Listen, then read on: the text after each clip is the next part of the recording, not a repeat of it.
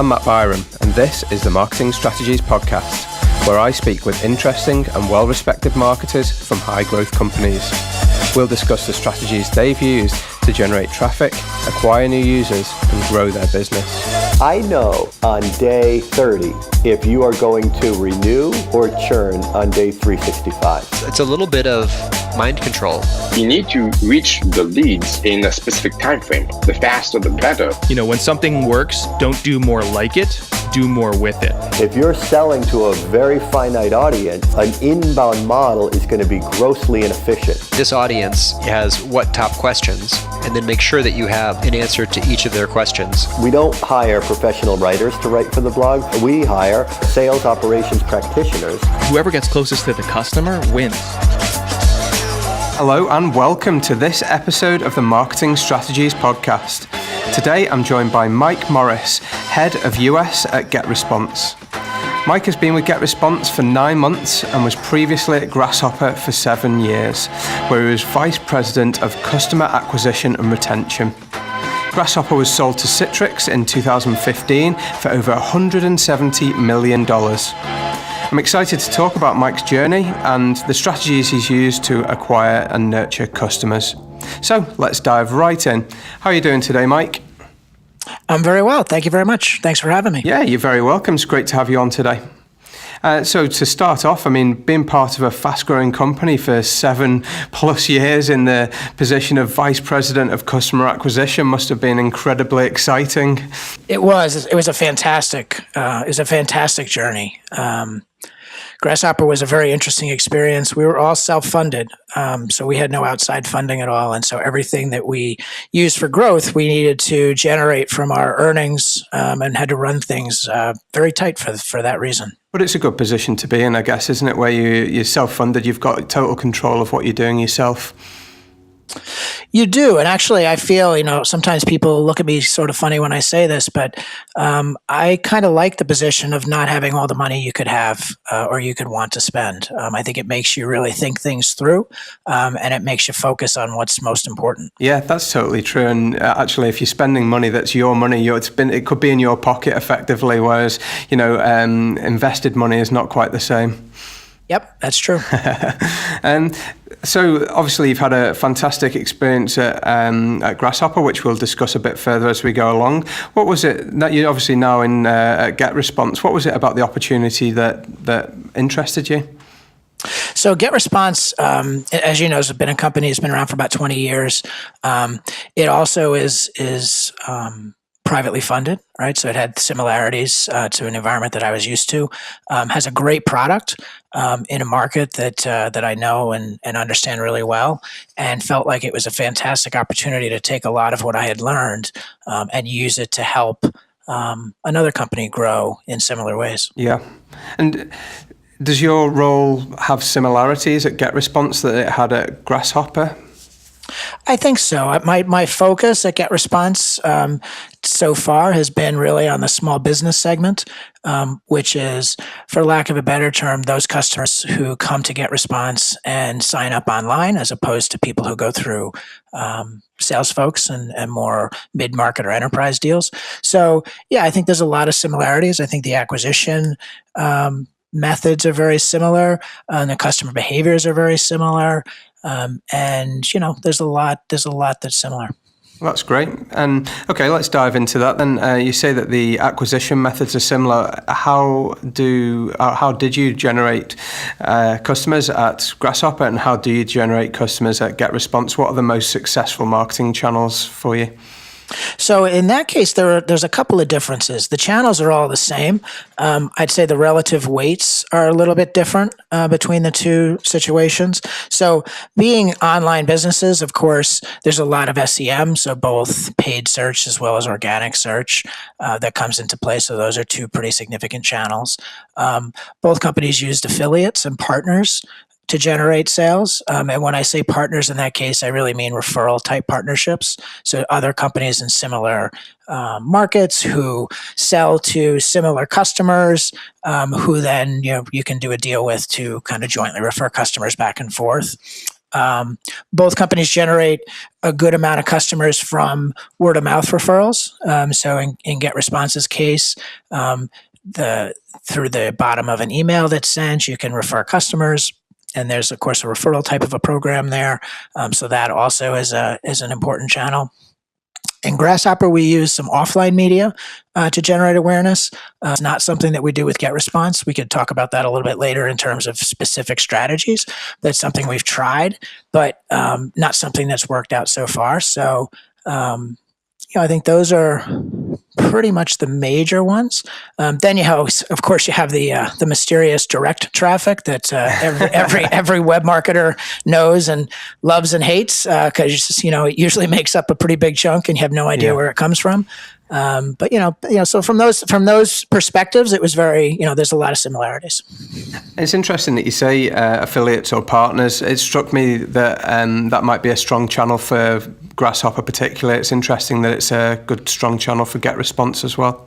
Yeah, for both companies, it generates customers. I think one of the keys for an affiliate channel is it has to, the people that I've seen be most successful and the ones that I've seen us work the best with are ones who, simple as it sounds, generate their own unique traffic, have their own audiences, have their own kind of positioning that is sensible and kind of in line with our particular customer segment, right? So not so much the coupon sites and things like that. It's much more, genuine content developers and people who are writing to members of the market about problems that they care about. Yeah, so it's more like they've got an audience rather than just having people come in to check off like coupons or deals and things. Exactly. We actually had that situation at Grasshopper when I first took over marketing, where the vast majority of our affiliate orders were coming through people who typed Grasshopper coupons into Google, right? And really? They'd find coupon sites, and we actually went through and rebuilt the whole program to refocus it on people who had their own audience, who had their own content development, who were talking to small businesses, who talked about issues that small businesses care about, as opposed to just people who were, looking for the coupons or the deals. Yeah, that makes total sense. So based on that, I'm understanding that a lot of the partners that you were working with were bloggers or writers or publications in some sort of way. Yes, and they also could be other companies marketing small businesses. So one thing that's interesting when you think about the small business market is it makes a lot of sense to partner with people who might be a little bit earlier on in the small business life cycle than you are. So for example, Grasshopper wasn't the first thing that somebody who starts a business thought of, but it was pretty close to one of the first things. The first thing, if you think about starting a business, you might say, oh, well, I need a domain for this. What domain can I get that's available, that makes sense? So, they go to a GoDaddy or to any one of those sites that sells domains and purchases one of those. Then perhaps, depending on the kind of company, they might try to set up some sort of little LLC or some kind of a structure at a LegalZoom or some company like that. And so we used to look to companies that were a little bit ahead of where we are in the life cycle because we felt that they could generate prospects who would be interested in our particular service. In GetResponse's case, I think we're a little bit further on than kind of the domain, phone number, and company structure, because it's a company that has formed and has started to think about acquiring customers. So again, it's just at a different sort of a stage in the business, and it's important to pick partners that, are around that same stage or slightly ahead of you.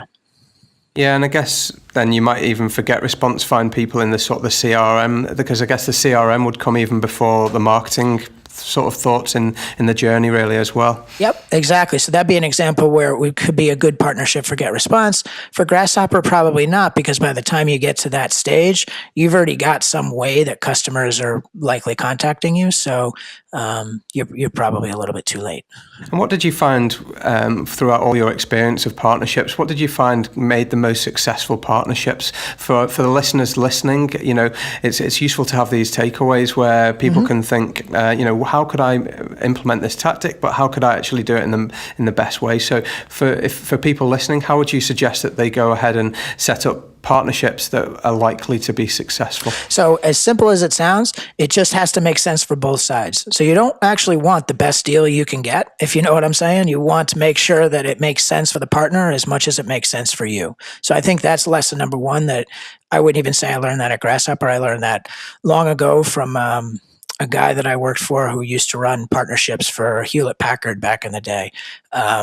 And he was the CEO of the company I was working for at the time. And that was something that always stuck with me. And I think that's something that a lot of times people lose sight of when they start to negotiate partnerships, because it becomes a, I win, you lose type situation. And how can I get the best possible deal? Whereas what they should be focusing on is, how can I build a structure that makes sense and is profitable for both sides? Now, that said, I think the other piece, and I'm a huge believer in gearing pretty much everything acquisition oriented around this, is it's got to make sense with your lifetime value. So as a SaaS company, you need to, of course, understand what that lifetime value is. And as you start to put partnerships together, you need to make sure that you're not giving all the money you're going to expect to get from a customer out as a bounty or as any kind of a payment as part of those types of partnerships. So it has to be rational. Yeah, absolutely. You don't want to be giving away all the profit, but at the same time, you don't want to be giving away too little, because then it's not as appealing for the partner. It's a balance, just like almost everything, right? But you have to make sure you strike that appropriately. And we learned some hard lessons at Grasshopper, in particular partnerships, where we would work with one particular company who I shouldn't name specifically, but we struck a deal with them and things were going really well. And it turned out that the reason they were doing the deal was because, they were interested in seeing whether or not this segment was something to acquire a product in. It turned out that it was, so they acquired a product and we no longer had a partnership. So you have to be mindful of those types of things too. So you want to be, partnering with somebody that, that's kind of in it for the long haul. Yeah, you don't want somebody who's just going to be there for a short period of time and disappear, really. So right, and just use you to test. Yeah, because it takes a lot of time to set up partnerships. So you more than you would think, really, more than you think on the face of it as well. It does. It's a lot of work, and it's a lot of work to maintain them. I think that's one lesson that I've learned over time as well, is that it's one thing to strike a deal, but it's another thing to ensure that deal continues to drive benefit to both parties. And that's, simple things, kind of sales 101 stuff, like calling and checking in and understanding what's working for them and what's not working for them, and sharing that same information about what you're seeing from it. And so, it's a lot of work. Yeah, I mean, we do a lot of partnerships ourselves. At my business, WiseOwl, we create animated explainer videos, and we partner with a lot of web agencies. So, of course, it's like you say, further down or further earlier in the funnel, should I say? But they refer business to us, where people who they create websites for want an explainer video as well, and that's a perfect partnership. But some partnerships really works nice and smooth, and they work really well, and communication is great. And then others you have to really work at. So I've been in that boat too. Yep, absolutely. And just for the last thing that we'll discuss on partnerships, I guess, would you pay somebody out on if it's a recurring payment? Would you pay not just the first bounty, as you call it, but actually recurring monthly from then on, or annually? So we've done both at Grasshopper and GetResponse. We have both structures. A lot of times it depends on what the partner is more interested in. At Grasshopper, it also depended on our cash position at the time. So rev shares were easier to pay out cash-wise than bounties sometimes. But I'm relatively indifferent to those, as long as it comes down to about the same percentage of the lifetime value. Yeah. Right. Pay you a bounty, but I'm not going to pay you more than 15 or 20% of the lifetime value, and that's about what I pay out on a rev share anyway. So that'd be your suggestion, 15-20% would be around where it fits for you? That's usually where it worked well for us, because the other piece of partnership marketing like that is that in one extent, you can't really control it, because if the partner all of a sudden generates a ton of orders, which of course is a good thing, well, you now need to make that payment. And so you don't want the CPA to be so high that, you start to question, oh my gosh, do I really want to keep writing this check? Yeah. So I think that 15-20% kind of keeps you in a good place. Absolutely. Okay, so we also you also mentioned search, paid, and organic as well. Tell me a bit more about how that worked at, I guess, Grasshopper and in the past, and also for GetResponse too. So I think that we'll start off with paid, right? So in paid, you have the two sides of search. You got the brand side, which you really can't do much about from a search perspective. That's really a reflection of what you do non-search wise. And then you have the non-brand side, which is really more of an awareness creation. I've always, in both places, managed those separately. So a lot of times, and this was the case. This is the case very commonly when you come into an organization that's looking at paid search. They'll quote kind of an overall CPA, right? So I'll make up the number. Let's say it's $250, and that's the total amount that they've spent on search in the last month divided by the total number of new customers they got in the last month from search, right? That number in and of itself is almost useless to me, because when you break that down into the brand and non-brand, in the case if it's 250 overall, my guess is you're probably paying $50 for brand customers, and you're probably paying 600 or 650 for non-brand, which is the one you got to really worry about. Majorly skews the number. Totally skews the number, right? And you look at the spend, it's just everything is so paid search, from the volumes to the spends to the CPAs, that we would, the way that I always look at that, and this goes for both, is, on a campaign level, I will pay up to a certain threshold out of a CPA that I'm comfortable with, and I won't pay more than that, and even at that campaign level, because again, everything is on the margin to me, right? So what's the marginal cost? What's the marginal benefit? If I get one more customer, how much does it cost me? And what's the CLV of that customer? I'm much less interested in the overall averages. So I think that that's the one thing that I would suggest from a search perspective is it's all about the margin, and it's all about what that last customer costs you across the different types of campaigns. So I think that's the key thing to look at there. And, search is, paid search can be tricky. We have in both places, gone to look at experimenting and spending more or spending less to see what happens to the overall spends. Again, mostly on the non-brand side, to see, kind of where that saturation point is. Because you obviously want to get as much as you can, but you don't want to be paying an irrational CPA. And then, like I said, on the brand side, brand to me has always been about, I will spend whatever it is I need to spend in order to ensure that I'm first on a brand search, because I feel like I've already paid for that customer some other way because they already know the name. So somehow I've already paid for that through another channel, and so I certainly don't want to lose it. I almost see the branded PPC as almost like a retargeting type of a thing. Absolutely, yeah. Because it's just about capturing the demand at that point. And are you trialing different campaigns? And you're testing and trialing different campaigns, but you've always got the CPA or your target CPA in mind? Yes, and I will pay more than that from a test perspective to understand or to kind of buy data or buy information. But I'll always have, that CPA is not something that I would change. Now it can change depending on the state of the company, the growth aspirations of the company, or even the company's funding state. So, as an example, we spent more on a marginal basis after we were acquired at Grasshopper than before, because acquiring and we didn't go beyond the CLV, but we would go further out. So, the other thing that we would always look at is not just the CLV, but how many months does it take me to earn back the amount that I paid for that customer, right? So on paid search, we might go out a year. And, that was fairly conservative for us. You probably could have gone out 2 years or even a little bit more than that from a collection perspective. But, we'd also kind of gauge it that way, if that makes sense. Yep, it certainly does. That's very interesting, actually.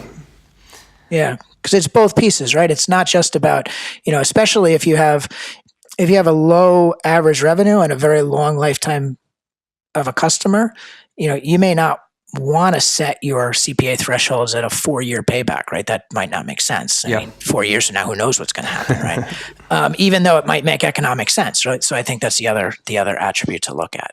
And are you typically seeing CPAs decrease as you're doing new experiments and actually learning further, or are you seeing CPAs increase as the market becomes more competitive? So sometimes you see both. Usually the decreases that we would see were a function of improved content and improved quality scores from the site, right? So if we were testing a new area, we might not have content built out in that particular area. And so as we built content out, we could see CPAs go down. Usually though, CPAs go up over time as more people go into the market. Now, I have seen cases where certain players have, shifted focus or decided that particular markets weren't interesting to them anymore, to the extent where you can actually start to see CPAs move. But I think, kind of like inflation, CPAs just go up over time a little bit. It's true. Unfortunately, it's very true, particularly in paid search. Yeah, that's for sure. Yeah, it's never-ending increase. Yeah. Well, and are you promoting landing pages or pages on your website, or are you using some content as well, blog articles, ebooks, white papers? What's your mix there? So for paid search, when we're talking about, for example, the small business segment at GetResponse, it's purely targeting landing pages because our goal there is to get a trial sign up. If we shift to kind of the lead generation side of GetResponse, where the point is to generate leads to feed to the sales team, then you'd look at a little bit different. You might use PPC to promote a white paper or to promote a webinar or other type of fulfillment, where the goal isn't just to capture a trial, but it is to get information about a prospect for perhaps a larger type of an account. So it's definitely a mix. But I think on the small business direct response side, I would always go for either a trial or a paid sign up, as opposed to kind of content. Because you want to, if you're targeting that kind of direct response market, the reason you're targeting is because the sales cycle should be relatively straightforward and simple. If you're dealing with a more complex sales cycle, you're probably going to have a person involved in it. And with search, you can get that intent, really, can't you? Where you're actually targeting people that are searching for things closer to the decision-making process. Absolutely. And there are other services that we've used with various levels of success that claim that you can target, that they can kind of build prospects of people that are in other things like that you can reach out to other ways. I think that I'm a firm believer in the fact that the data has the answers. So I'm sure that is possible and will get better over time. But that's another way to do it as well. Yeah. So talk to me about your organic search functions. So, so organic search, I've always looked at in kind of two pieces, right? You have, three, I guess. One is the on-site stuff, right? So making sure that your site is crawlable, that it's optimized mobilely, that it's fast, right? Page response time is huge for Google, of course. So you want to make sure that your load times are quick, and that you've done all of the things on site that you can to not only optimize your response, but kind of show Google what you feel is most important. So, if your homepage has the highest weight of any page on your site, the links from your homepage then indicate what you think is the next important, most important areas on your site, and that's what you're telling to Google. So making sure that whole internal linking is set up and then everything is optimized. So I think that's step one. And not to belittle that, but that's kind of the easy part, right? Because that's a technical operation. You hire some guys or some women, and you go through and you do it, and then you're all set. So then it becomes about content, right? And what kind of content do you want to publish in order to attract your market?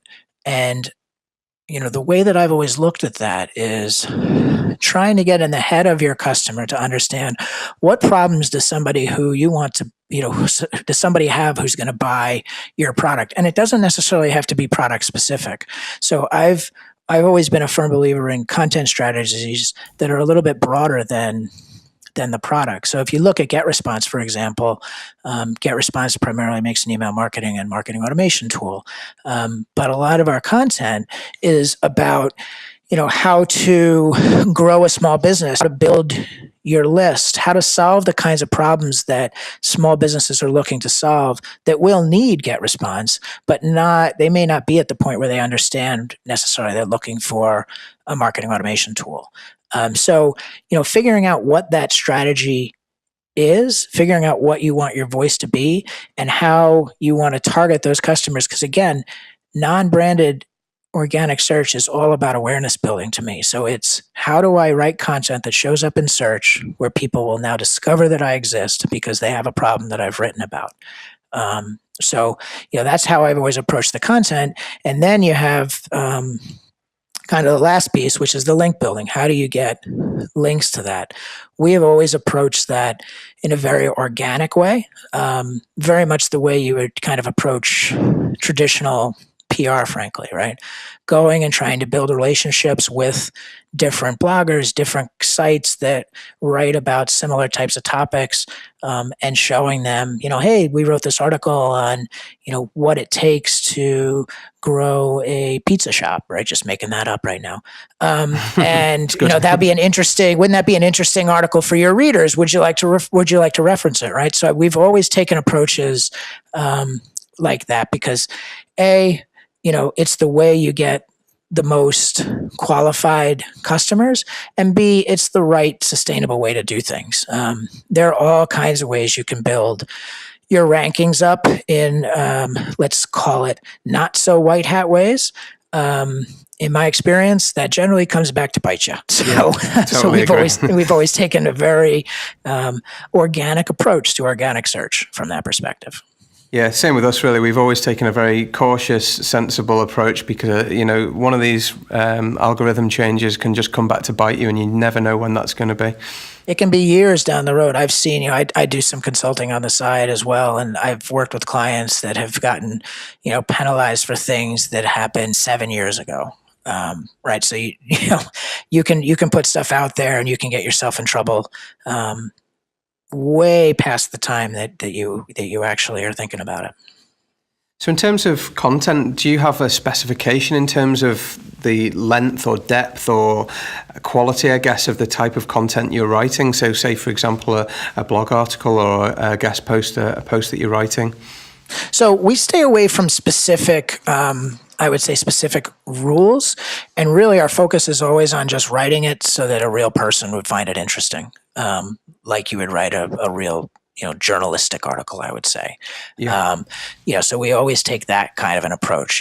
We think about the topic, we think about what kind of aspects of that topic we want to explore, and then we write something that fully does that. Now, again, you're not going to write tomes and tomes, but you write enough so that you fully address that, or you break it up into pieces if it's a very lengthy topic. But kind of write it with the reader in mind, as opposed to the search engine in mind.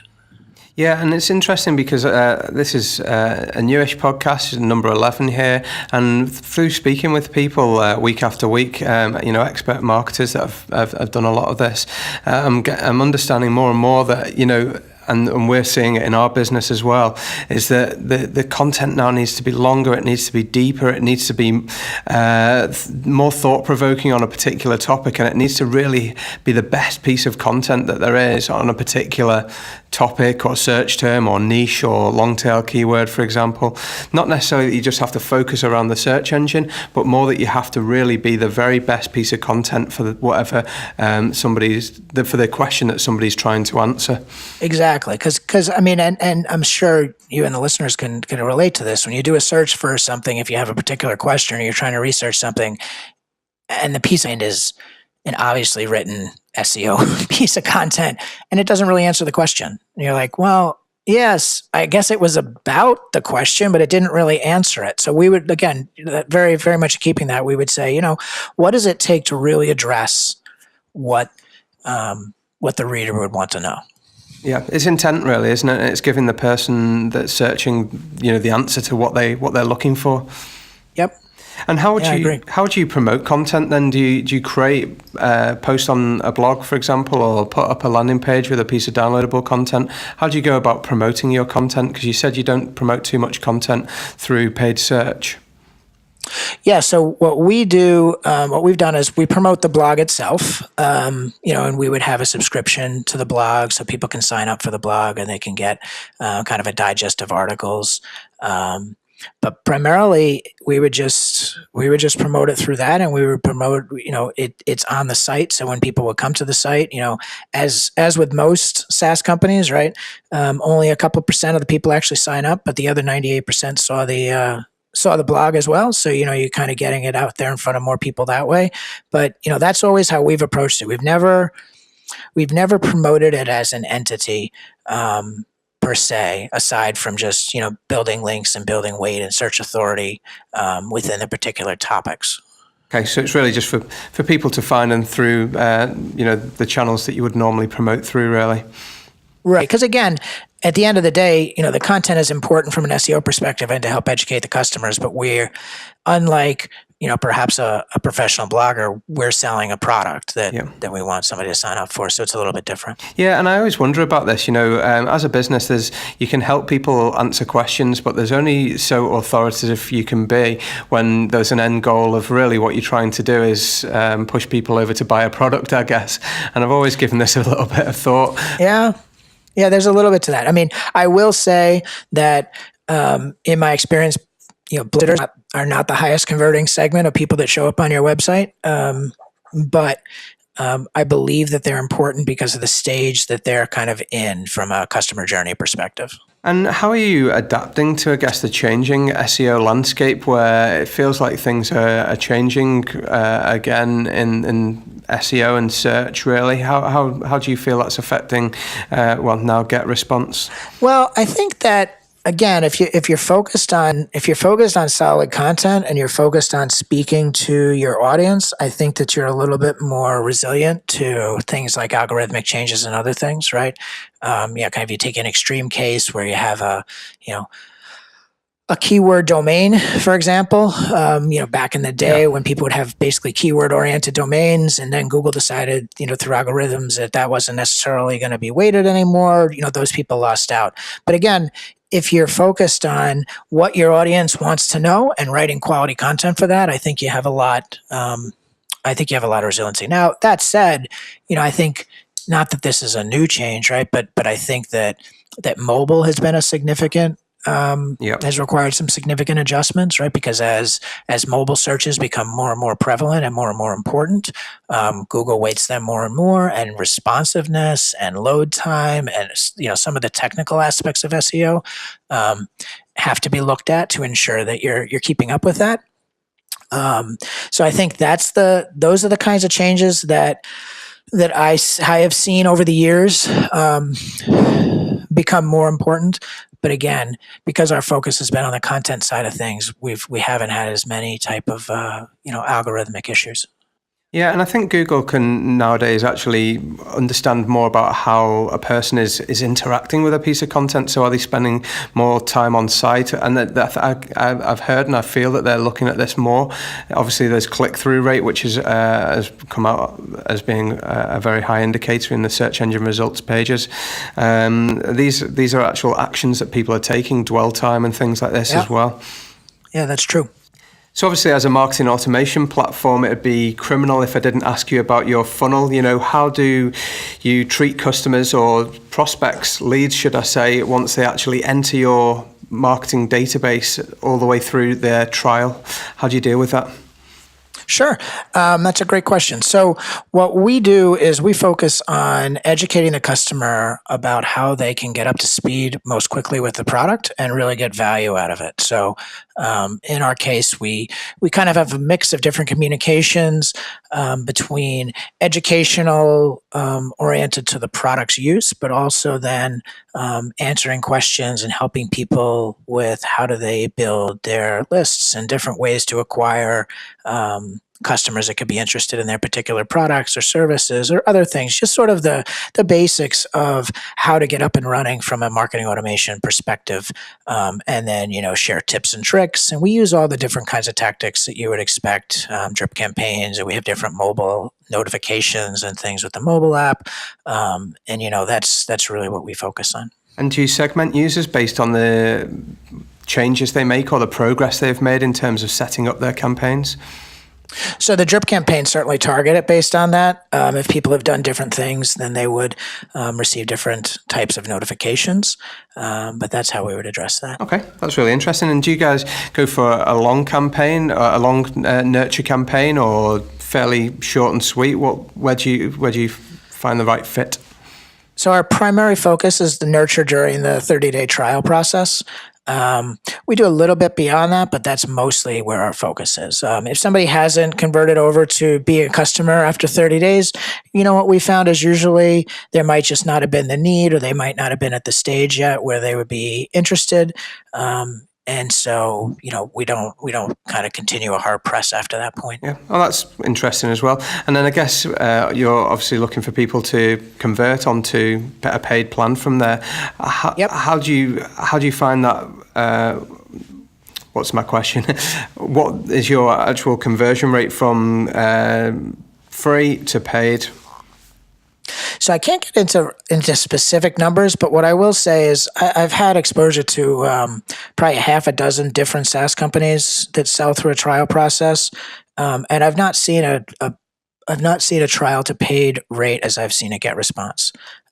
So it's about the highest that I have seen, and I think a lot of that has to do with the product.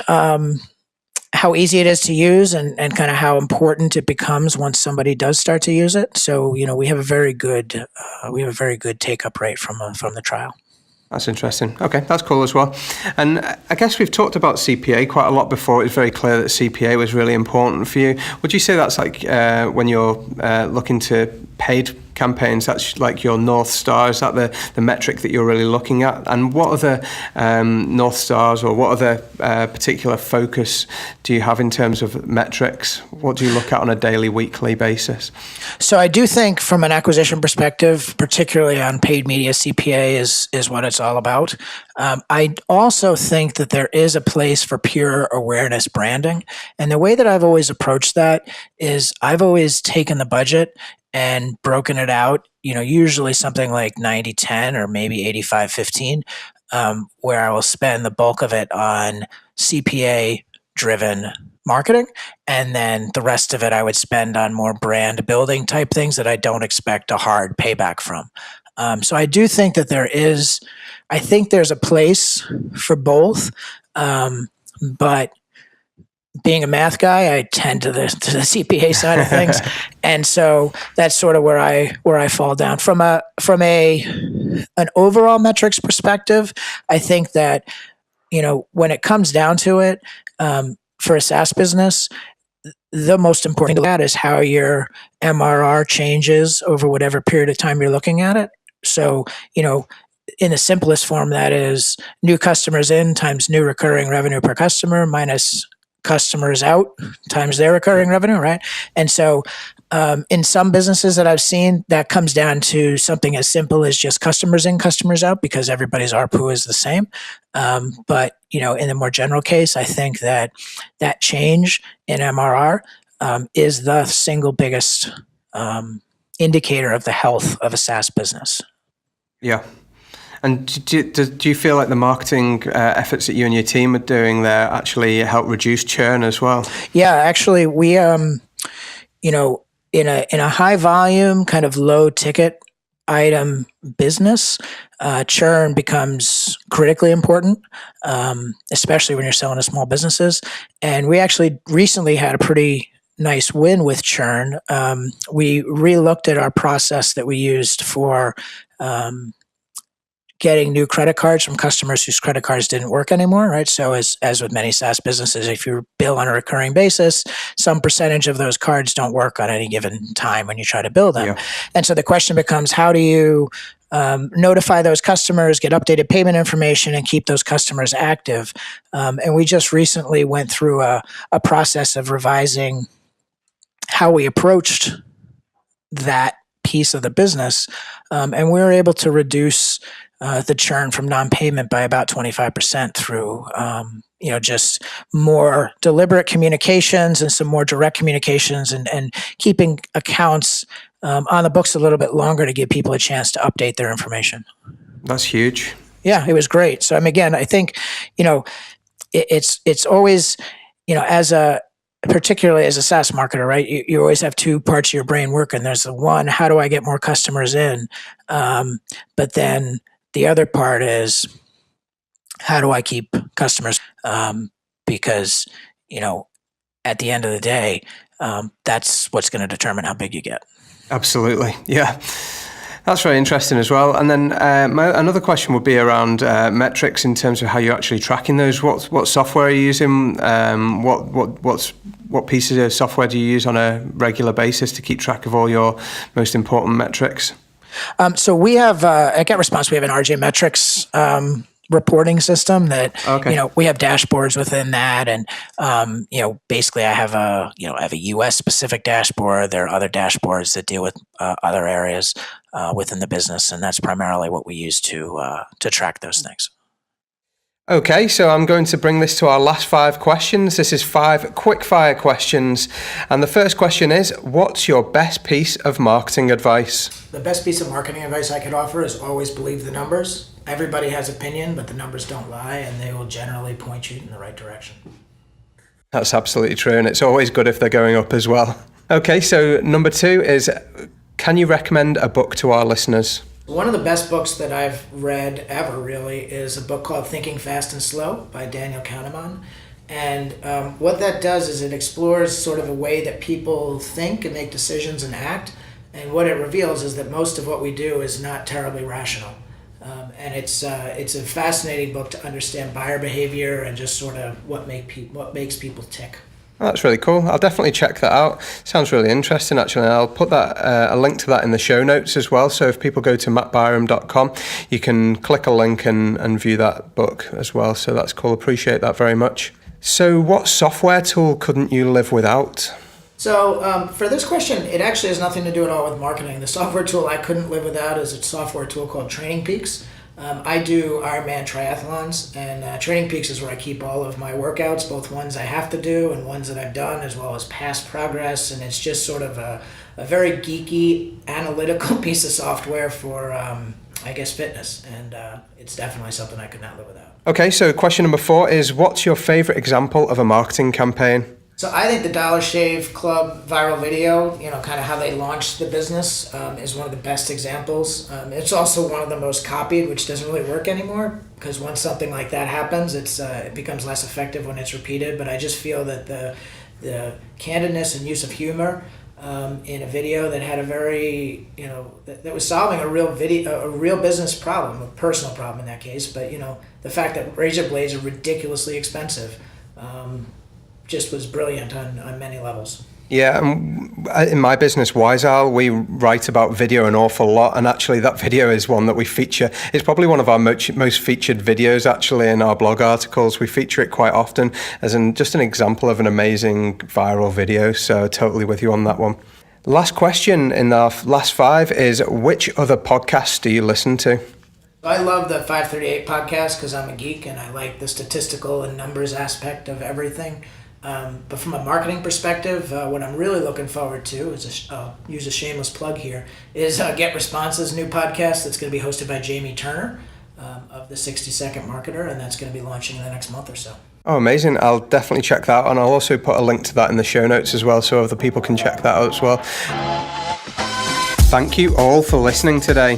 I'm very sorry about the technical issues we had towards the end of this week's podcast. I really hope it didn't spoil your listening experience too much. But if you enjoyed this episode, please subscribe and share with your friends. I'd also be extremely grateful if you could rate and review us on iTunes or the channel you get this podcast through. Next week, I'm joined by Johan Pavey, who is Head of Performance Marketing at Perkbox. It's a really great episode, so please remember to check it out. So, until next time, I've been your host, Matt Byram.